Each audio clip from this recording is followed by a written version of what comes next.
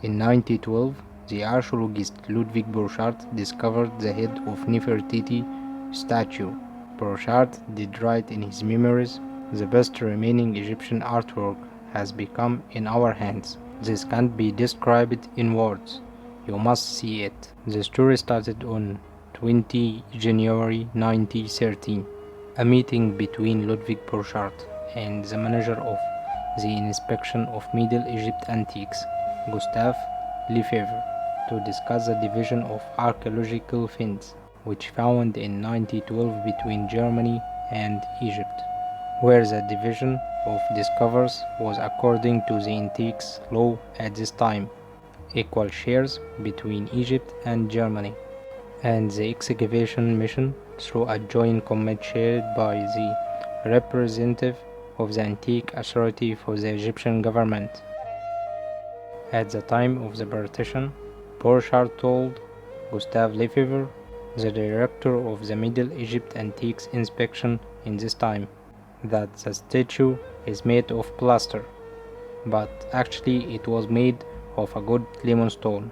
The Egyptian law in this time didn't allow to exit any piece made of limestone out of Egypt. Hiding the material wasn't the only trick. The division was prepared in two separate boxes. One of them included the bust of Nefertiti, and the other one with a colorful portrait of Akhenaton and his family, which expressed the royal couple, Akhenaton and his wife Nefertiti, with the three of his children. Borchardt did know that Lefebvre liked the portrait so much, so he explained to him that each list is complementary. Lefebvre did choose the portrait of Akhenaton and his family, then they sent the portrait to the Egyptian Museum in Cairo. Then Lefebvre signed the division, and Gaston Maspero, the director of the Department of Antiques, approved about this, and the other box sent directly to Berlin. The statue arrived Germany in the same year, 1913. It presented to Henry James Simon, who was originally a Jewish horse dealer. He was the sponsor of the Borchardt excavations in Tell el Amarna city in Egypt. Her beauty and strength inspired a lot of people like Adolf Hitler, who said when he was informed that the Egyptian Foreign Ministry severed cooperative relations in the field of archaeological exploration with Germany because of her smuggled head of Nefertiti. He said, "Doesn't matter. I dreamed about this queen. I will build a room inside a large dome and put her in the middle. Nefertiti, I will not give up the queen's head."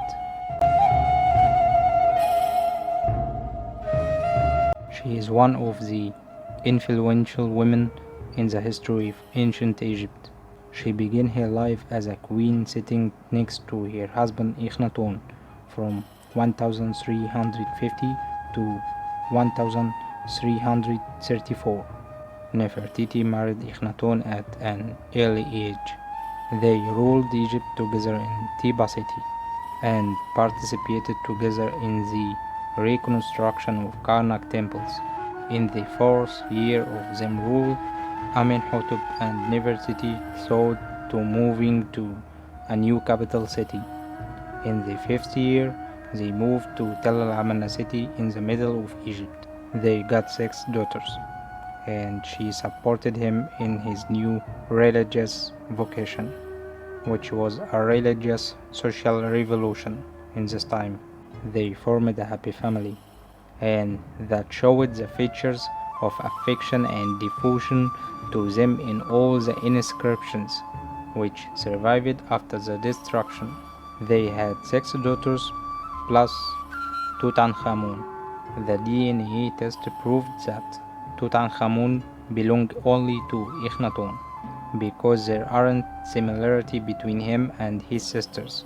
After 12 years, a rift happened between Amenhotep and Nefertiti without known reasons, maybe because of political reasons. Anyway, then the king left his new city and returned to the old capital, Tiba city, while Nefertiti stayed in Tel El Amarna city. Inscriptions expressed that Nefertiti cared on her beauty so much. She used natural oils, aloe vera, and almonds in her shower, perfume as well, and her eyes and hair were very important for the queen as well. Her mummy hasn't been identified yet, but she is the inscriptions on the murals of Tel El Amarna city beside the king, carrying on her beauty, praying to her god, and fighting the enemies beside her husband.